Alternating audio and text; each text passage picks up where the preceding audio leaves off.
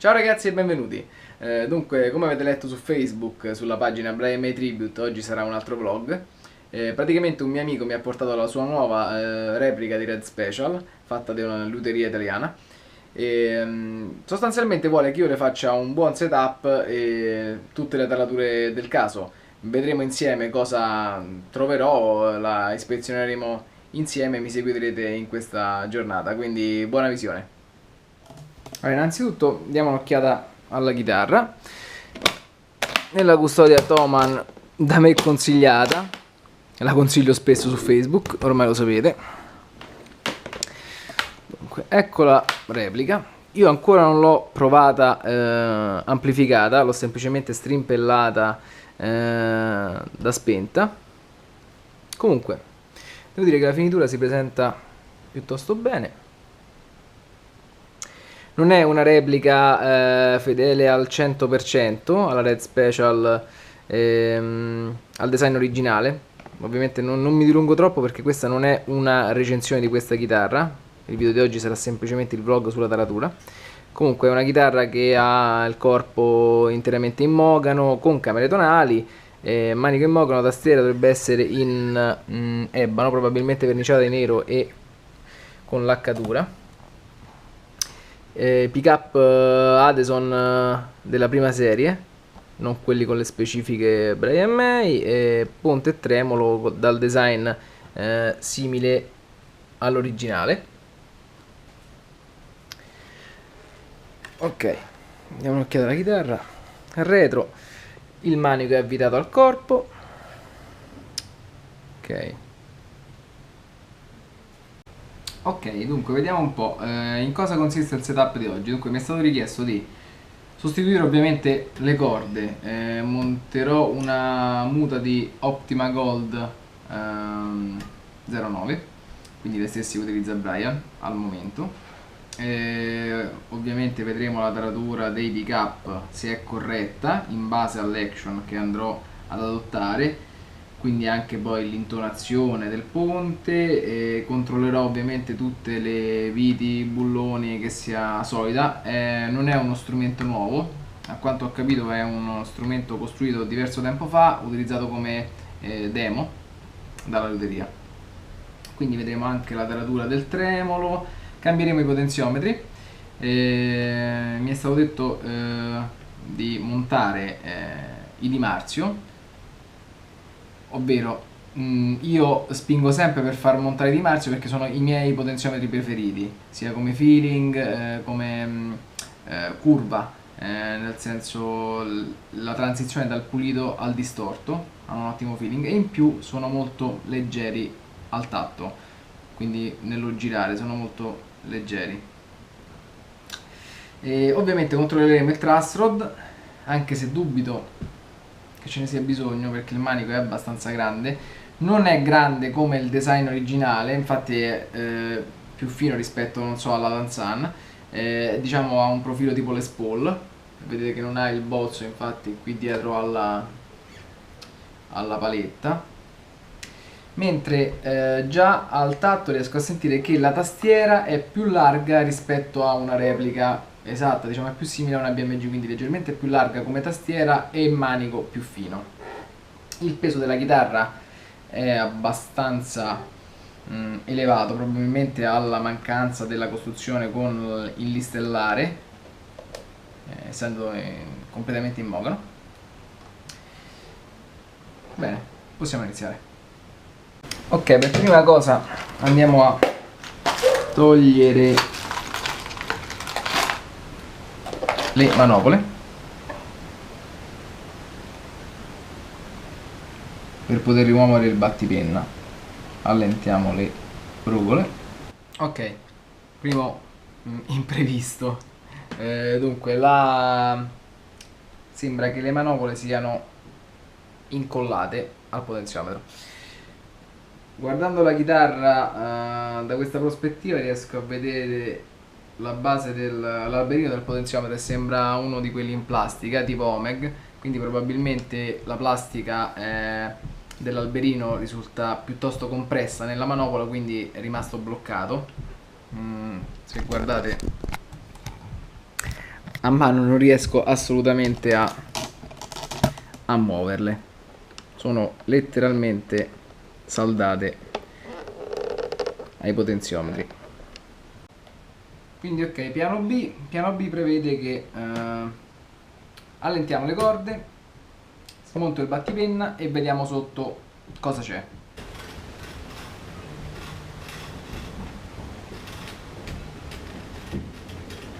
Ok, qui abbiamo delle meccaniche della Goto, sostanzialmente le stesse che trovate anche sulla Super, per allentare la corda. Fermate il cacciavite nel taglio sopra la meccanica, girate la manopola e viene via. Il taglio è questo qui, fermate il cacciavite in questo modo e girate.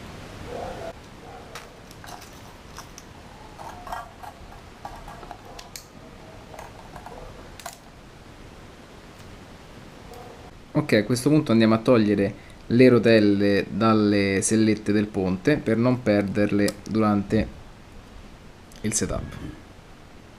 Ok, e andiamo a svitare il battipenna.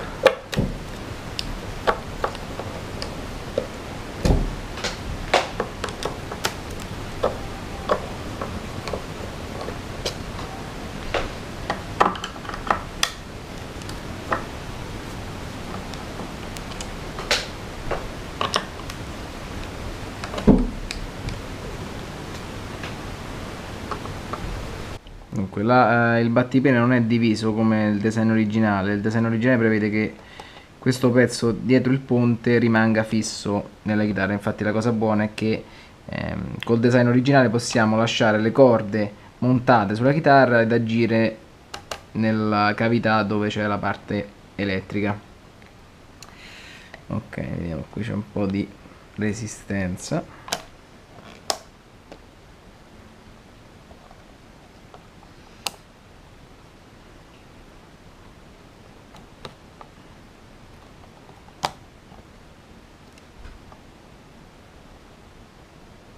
Ok, il battipenna forza leggermente a venire via, forza nella parte del ponte, quindi per evitare di far danni andrò a rimuovere prima le sellette.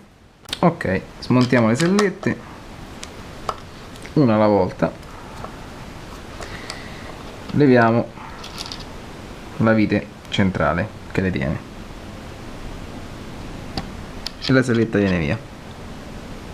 Piccolo aggiornamento: è bastato togliere le prime tre sellette, però ho notato che dalla parte inferiore si vede che c'è una piastra che comprende sia gli switch che i potenziometri, quindi dobbiamo necessariamente togliere prima le manopole. La manopola del tono, come vedete, è venuta via e ha l'alberino infatti in plastica.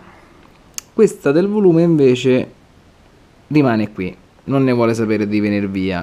La soluzione sarà spostare leggermente il battipenna in questa posizione ed andare a svitare la piastra, farla venire via e poi una volta sollevata vedrò se tagliare il potenziometro, la parte bassa, oppure se riuscirò a svitarlo. Ok, piccolo update. Dunque, sono riuscito a levare la manopola del volume. Allora, quindi ho levato il battipenna, l'ho girato, è venuta dietro la piastra. Per levare la manopola ho agito puntando il cacciavite nello spacco dell'alberino del potenziometro, girandolo in un senso e girando la manopola nell'altro senso. Ok, ho trovato che c'era questo spessore in ottone, quindi non era l'alberino in ottone ma era lo spessore che evidentemente dava troppo spessore. Vabbè, andiamo avanti.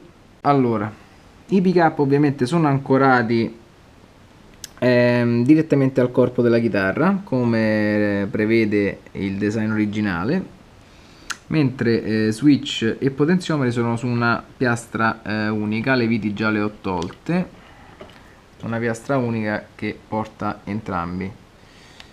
Ok, bene, andiamo a sostituire innanzitutto i potenziometri con degli ottimi di Marzio da 250 kΩ.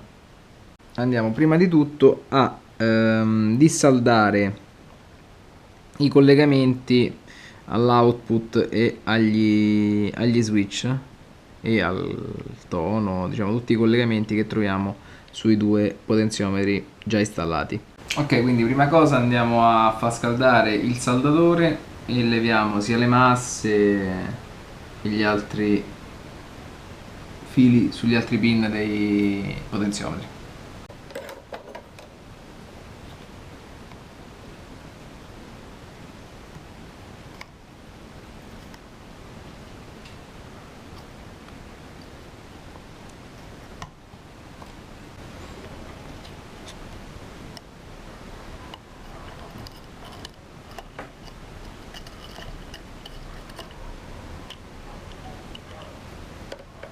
Ok, abbiamo levato tutti i fili dai potenziometri.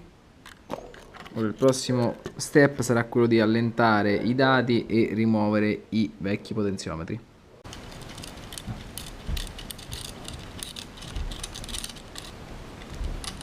Ok, bullone, rondella e il potenziometro viene via.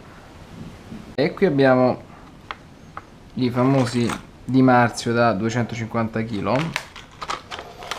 Come già detto, i miei potenziometri preferiti, ok, che arrivano nella scatola con un paio di rondelle e un paio di bulloni. E qui vediamo il potenziometro a cassa larga.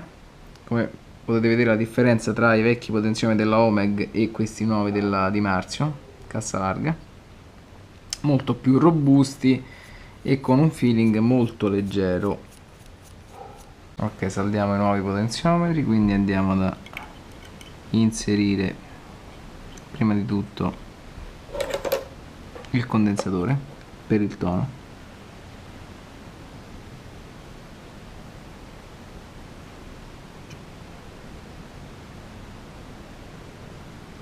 Ok, andiamo a rimontare la piastra con la parte elettrica e la andiamo ad avvitare.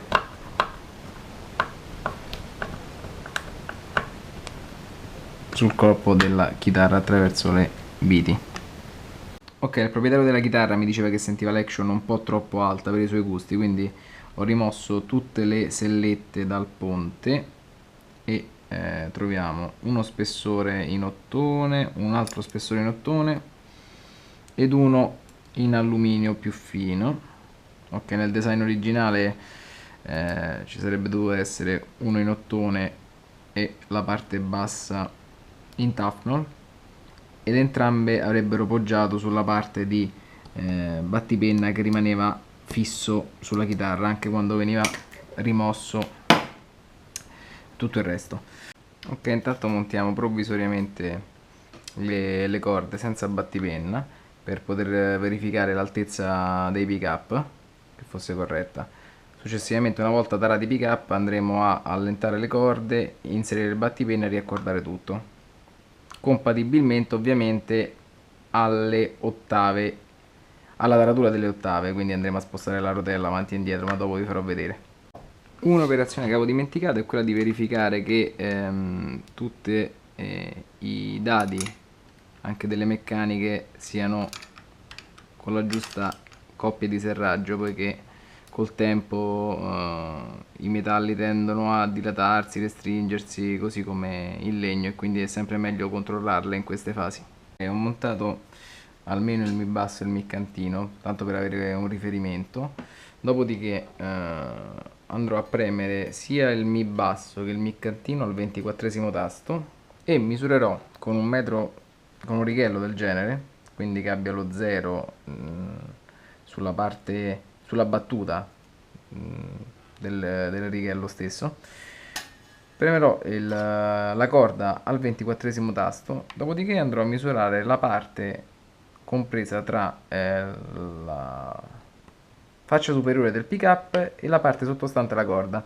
Diciamo su pick up come gli Adeson io come riferimento utilizzo 2 mm di spazio sulla parte bassa di ogni pick up, quindi sotto il mi basso qui e qui, e 1,5 mm sotto il mi cantino. Questa come base di partenza. Poi ovviamente ogni chitarra è diversa e andrà tarata in base alla risposta del singolo strumento, quindi andrà attaccata all'amplificatore e fatte le micro correzioni del caso, però questa è come linea generale. Ok, per abbassare il pick up ho tolto entrambe le viti del pick up, infatti vedete ora non è più attaccato, e vado a togliere le rondelle sotto alle zampette del pick up per poterlo abbassare. Ricordiamo che su questo design i pick up sono ancorati direttamente al corpo della chitarra, quindi non abbiamo le classiche molle che permettono di sollevare o abbassare il pick up che è ancorato al battipenna. In questo caso dobbiamo o aggiungere o sottrarre le rondelle al di sotto del pick up in questo modo.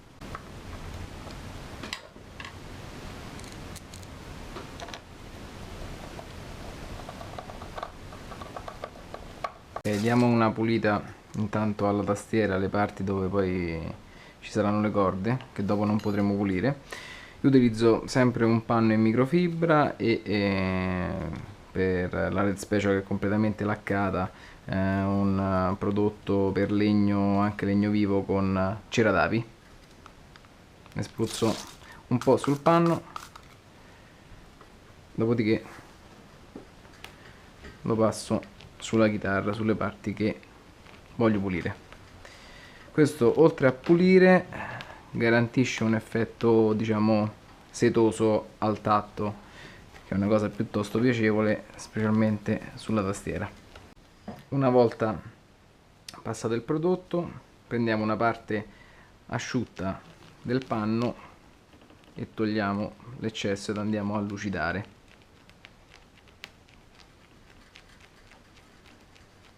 Ok, passiamo alla taratura delle ottave. Dunque, ho suonato intanto il mi basso. La corda a vuoto suonava più bassa rispetto al mi suonato al 12° tasto, quindi dovrò spostare la rotella almeno di uno slot indietro. Quindi la prendo, la posiziono sullo slot retrostante e riaccordo. E vediamo che è uguale, non c'è differenza. Procediamo così per tutte le altre corde. Ok, una volta tarate le ottave possiamo andare a tagliare i pezzi di corda in eccesso.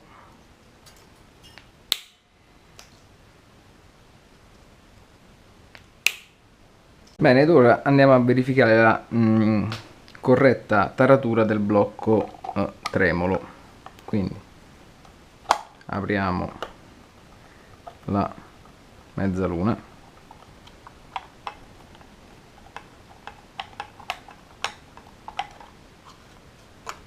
ok, e verifichiamo che il blocco tremolo sia perfettamente perpendicolare, quindi formi un angolo retto col corpo della chitarra. Per fare questo possiamo inserire semplicemente qualcosa che abbia appunto un angolo retto, ad esempio questo righello, e verificare che la base della chitarra e il blocco tremolo combacino perfettamente con questi due lati. Vediamo in questo caso.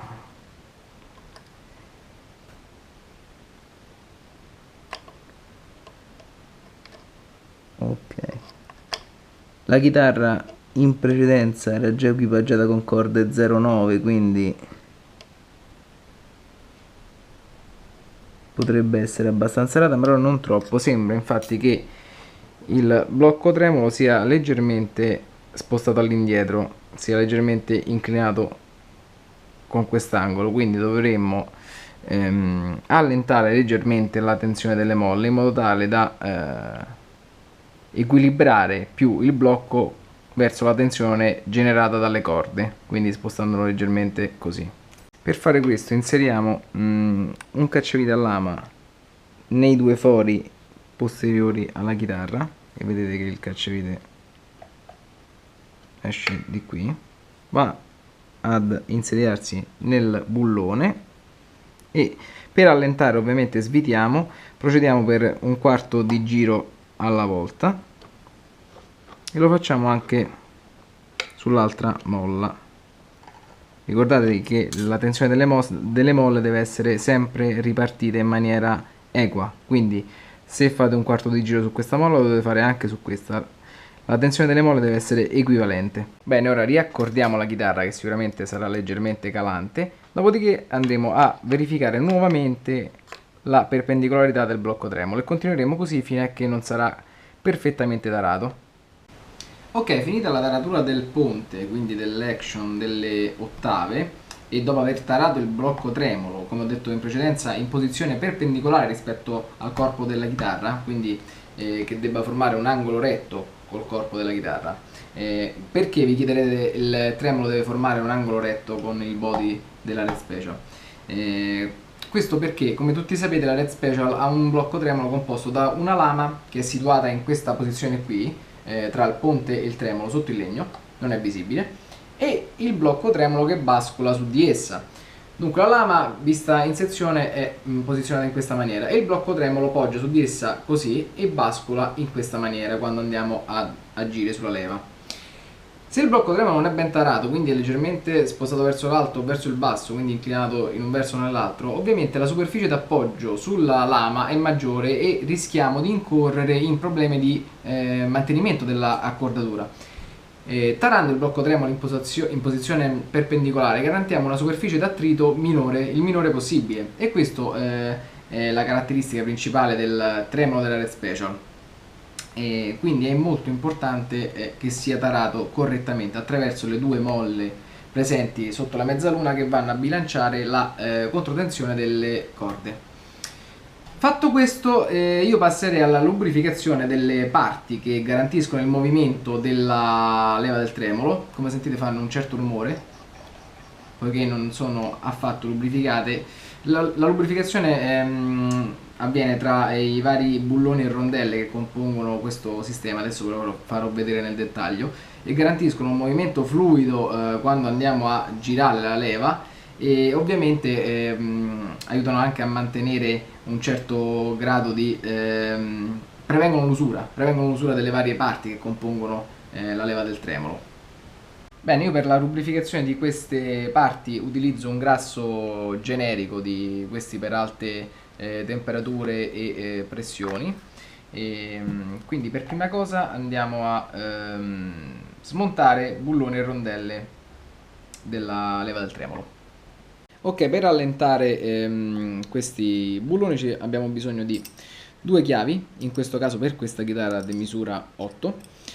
Una delle due chiavi consiglio di averla piuttosto sottile poiché andremo a agire esclusivamente sul dado inferiore, quindi tengo fermo il dado inferiore e con l'altra chiave giro il superiore. Ok, il superiore è questo qui dorato che conoscete tutti con la parte tonda. Ok, l'inferiore viene via anche a mano.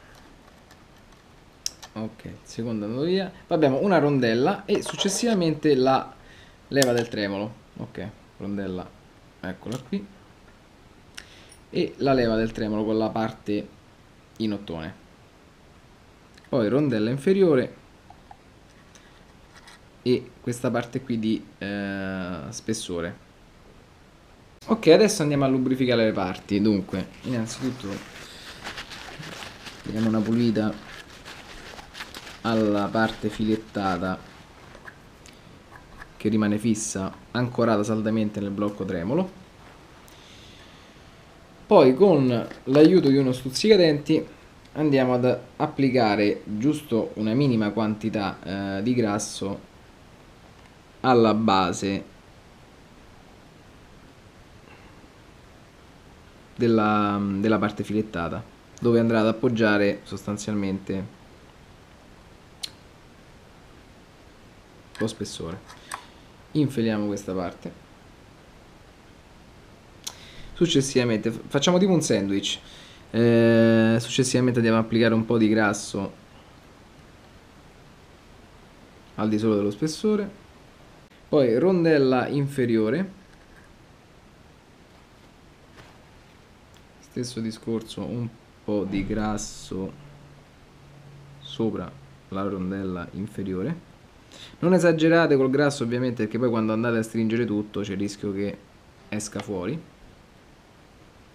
Ok, dopo andiamo a posizionare la leva del tremolo. Io in questo caso metto una quantità leggermente maggiore di grasso all'interno della parte di ottone della leva del tremolo, e questa andrà ad impattare direttamente sulla filettatura e garantirà uno scorrimento durante l'utilizzo senza frizioni o intoppi, diciamo. Anzi, ne metto un po' anche su tutta la filettatura del blocco tremolo qui, del perno del blocco tremolo. Inserisco la leva, stessa cosa, un po' di grasso in cima alla parte in ottone del blocco tremolo, rondella superiore, un po' di grasso in cima alla rondella superiore,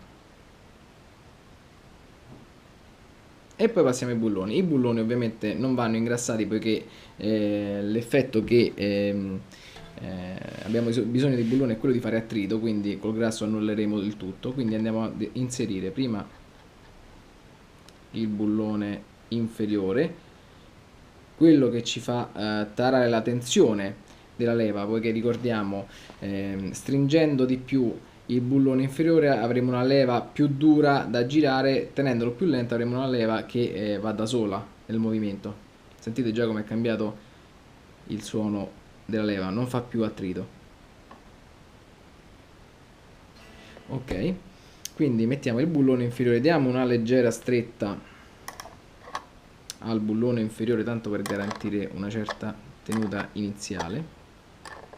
Poi qui ovviamente va a gusto del chitarrista quanto serrare il bullone inferiore. Ok, e veniamo ora alla taratura della tensione della leva. Quindi scegliamo, stringendo il bullone inferiore, una taratura di nostro gradimento, diciamo questa può andare bene. Poi tengo fermo il bullone inferiore e vado a serrare contro il bullone inferiore il bullone superiore. Ok, forse è un po' troppo stretta, quindi allentiamo il superiore, allentiamo l'inferiore e stringiamo tutto nuovamente. Ok, un altro po' più lenta.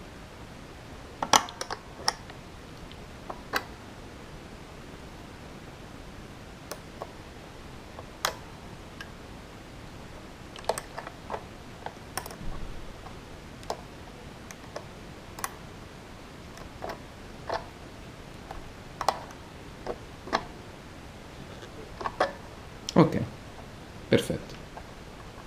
Ok, per essere sicuri comunque diamo sempre una pulita intorno alle rondelle, ai bulloni, perché anche se abbiamo messo una quantità minima di grasso potrebbe esserci il rischio che un po' fuoriesca. Ovviamente non vogliamo ritrovarci il grasso poi sulle mani, quindi in questa fase diamo una pulita. Ok. Dunque, dal momento che ho ancora il grasso qui a disposizione, vorrei darvi un consiglio per chi come me e come il mio amico in questo caso ha il ponte della propria replica di Red Special come l'originale. Dunque il design originale prevede che nel momento in cui rompiamo una corda, quindi la corda si spezza a metà, la rotella che poggia sulla selletta non ha più pressione dall'alto e quindi vola via. Capite bene che in situazioni di scarsa luminosità come sul palco durante il concerto non è proprio il massimo della simpatia. Quindi io consiglio sempre di avere comunque un set di rotelle di scorta.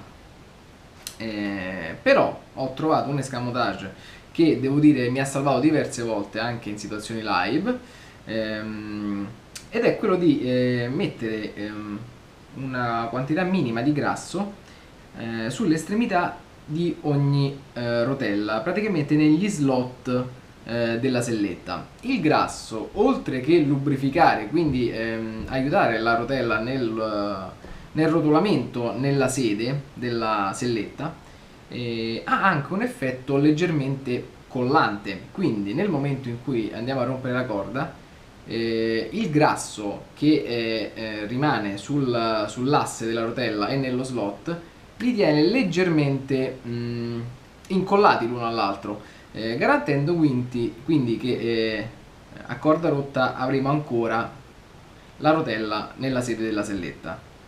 Ok, per fare questo facciamo così.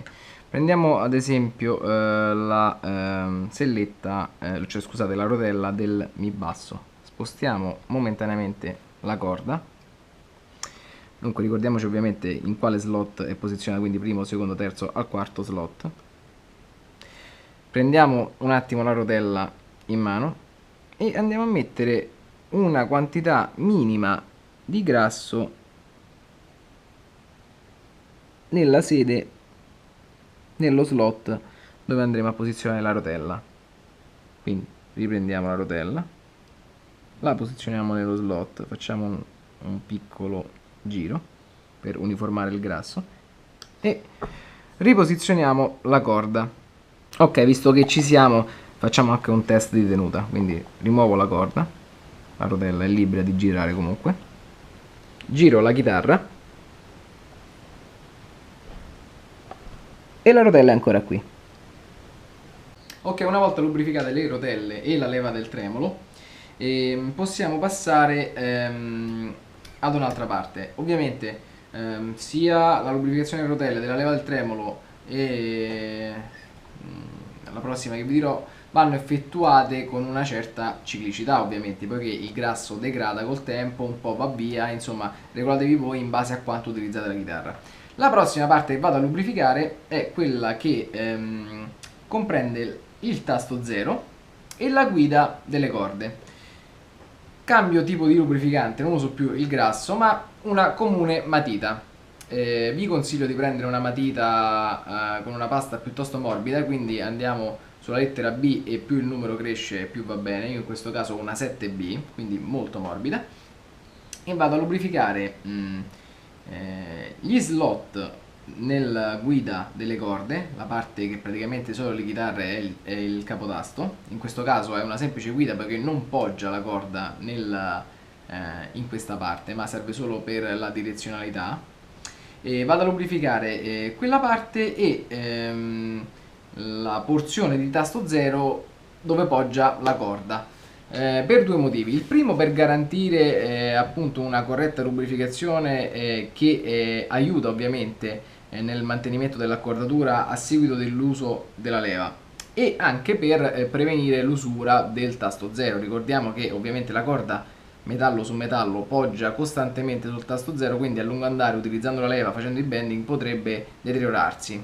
Ok, per fare questo è molto semplice. Prendiamo la matita, vi faccio vedere sul Mi basso intanto, che magari è quella più evidente. Dunque spostiamo la corda dalla guida. Io agisco direttamente sulla corda, quindi vedo la porzione di corda che si inserisce nella guida e semplicemente ci passo la matita. Me ne accorgete perché la corda si annerisce in quel punto, ma la quantità di grafite che a noi serve rimane sulla corda. Non so se è visibile a video, comunque la corda si è annerita in quel punto. L'altra parte da dove applicare la grafite è sul tasto 0, quindi in questo caso lo vedo perché è leggermente segnata dalla corda. Vado a strofinare con la matita direttamente sul tasto 0. Dopodiché monto la corda, un po' di gioco con la leva ed è fatto. Ripetiamo questo procedimento su tutte le corde. Infatti ho sempre con me, anche nella custodia della Red Special, una matita per effettuare questo, perché lo faccio molto spesso. Ovviamente dal momento che sono qui in zona capotasto, ricordatevi sempre di verificare che la guida delle corde, non il capotasto, abbia gli slot tagliati correttamente. Tagliati correttamente significa che la corda sia libera di poter muoversi avanti e indietro durante l'utilizzo della leva. Se il solco è troppo stretto, ovviamente tratterrà la corda causando delle scordature. Ok, vi faccio un minimo di riepilogo su quanto è stato fatto su questa chitarra e più che altro sulle cose che non avete visto in video perché non ho ripreso proprio tutto quanto. Ok, me le sono segnate sul cellulare. Allora, vediamo prima i problemi che ho riscontrato almeno su questa chitarra. Il primo è la manopola del volume che era bloccata sul potenziometro. Successivamente il cablaggio errato. Ho trovato una configurazione piuttosto strana di come era saldato il condensatore del tono. Sostanzialmente non aveva effetto sul suono, la chitarra suonava ma agendo sul tono non c'erano cambiamenti, quindi quello è stato corretto. Una rumorosità degli switch ma probabilmente causata da polvere dal tempo ed è normale. Ok, l'allineamento delle sellette del ponte erano leggermente angolate da una parte. Ovviamente non era una cosa positiva poiché anche la rotella era storta e quindi non garantiva una perpendicolarità della corda con la selletta e quindi con la rotella, quindi si creavano dei piccoli attriti. È stato corretto ovviamente quando ho smontato il ponte, è stato riallineato. La base del ponte, come vi ho detto, ogni foro di ogni selletta c'erano probabilmente delle parti in legno tipo stuzzicadenti infilati in ogni foro per fare spessore e non erano ben livellati sulla superficie, quindi causavano dei mali allineamenti di ogni selletta sulla superficie della chitarra. Sono stati livellati. Ok, il tremolo, non so se a seguito dell'ultimo cambio corde o se la chitarra avesse preso un piccolo urto, non so. Comunque il ponte non era perfettamente in sede con la lama del tremolo, sostanzialmente era sia disallineato in questo senso, era leggermente spostato da una parte e la lama, il blocco tremolo era uscito leggermente fuori dalla sede della lama, quindi basculava ma in una maniera un po' stravagante, diciamo. Ok, riportato ovviamente in sede, tarato e senza problemi. E gli interventi hanno riguardato ovviamente una pulizia poi di tutte le cavità da residui di polvere, sporcizia, tutte le... un'altra cosa, c'erano un paio di saldature leggermente traballanti sugli switch, sono state ribattute. Ok, come interventi, a parte una pulizia che ho detto prima, quindi anche con prodotti per disossidare, pulire a fondo le parti elettriche. La taratura dei pick up, vi ho fatto vedere le linee generali, poi ovviamente da amplificata si va a correggere, si va ad adattare il pick up al tipo di chitarra. Ogni Red Special è diversa, anche fatte con gli stessi legni dallo stesso liutaio, non c'è una chitarra che è uguale all'altra, quindi i pick up vanno leggermente adattati ad ogni chitarra. Cambio dei potenziometri, sono stati messi dei di Marzio, taratura ovviamente dell'ottave per intonare la chitarra, taratura del blocco a tremolo, l'action è stata corretta, la pulizia e niente, quindi penso che posso provarla un po' sul Pathfinder.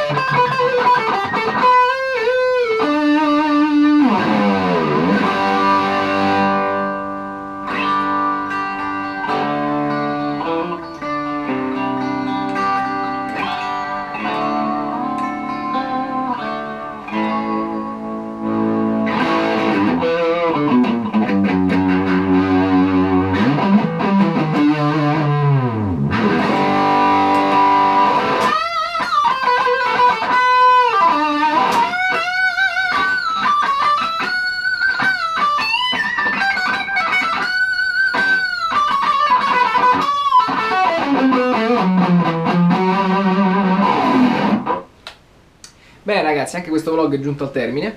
Prima di chiudere vorrei fare una precisazione. Dunque, l'ho già detto all'inizio del video e anche chi mi segue su Facebook, sulla pagina Brian May Tribute, lo sapeva già. Questo non è stato un tutorial su come tarare una red special. Infatti ho in programma di fare almeno un paio di video, di veri e propri tutorial, dove vi spiegherò passo passo, per filo e per segno, come fare un setup completo di una red special. Ne vorrei fare uno per la BMG e uno per una replica fedele della Red Special come la Danzan. Detto ciò, io vi ringrazio per avermi fatto compagnia durante questo setup di questa replica e vi do appuntamento al prossimo video.